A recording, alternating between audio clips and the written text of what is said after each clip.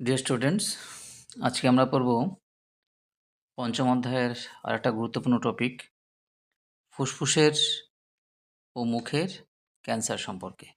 ফুসফুসে ক্যান্সার কেন হয়, এর লক্ষণগুলো বা কী কী, মুখের ক্যান্সার কেন হয় এবং তার লক্ষণগুলো আজকে আমরা পড়ব। আগের দিন আমরা ক্যান্সার কী সেটা পড়েছিলাম। তাহলে ফুসফুসে ক্যান্সার কারণসমূহ দেখে নিই একবার। ফুসফুসে ক্যান্সারের প্রধান কারণ হলো অত্যধিক ধূমপান এবং বায়ু দূষণ। ইম্পর্টেন্ট কথা কিন্তু। তুমি চাইলে পয়েন্ট 1, 2 এইভাবে করে লিখতে পারো, তাহলে খুব ভালো হয়। শতকরা 95% ফুসফুস ক্যান্সার ধূমপানের সঙ্গে জড়িত।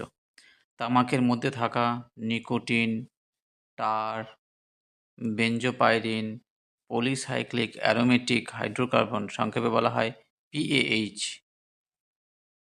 এন নাইট্রোসোডাইমিথিলিন, এই যে এন নাইট্রোসোডাইমিথিলিন যেটা, এটা থাকে সিগারেটে।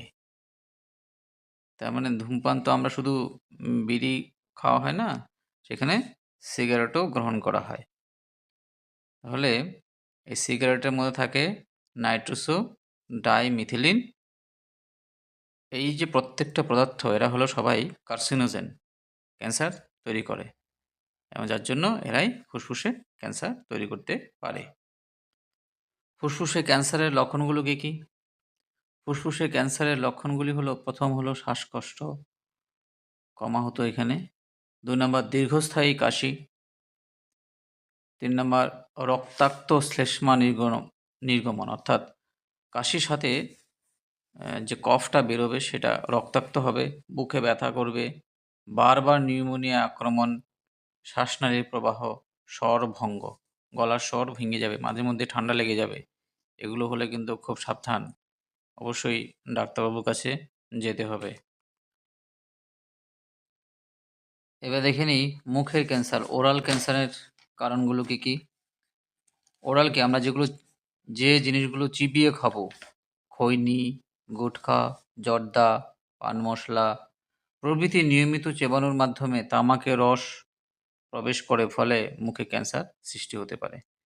ইদানিং কিন্তু স্কুল পড়ুয়া খেয়াল করা যায় চুপচুপ করে স্যারদের চোখের আড়ালে গুটখা, খৈনি ইত্যাদি সেবন করছে। খুব সাবধান কিন্তু, এগুলো কিন্তু মুখের ক্যান্সারের অন্যতম কারণ। এবার দেখে নিই মুখের ক্যান্সারের লক্ষণগুলো কী হবে। নাম্বার 1, জিভ, ঠোঁট ইত্যাদিতে প্রথমে ছোপ ছোপ সাদা দাগের সৃষ্টি হয় এবং পরে তা ঘাতে পরিণত হয়, তার থেকে ঘা হবে।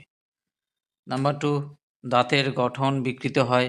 দাঁতের যে পাটি বলি আমরা আর কি, সেগুলো, দাঁতগুলো উপর নিচ হয়ে যায়, সামনে পিছনে এবড়ো খেবড়ো হয়ে যায়।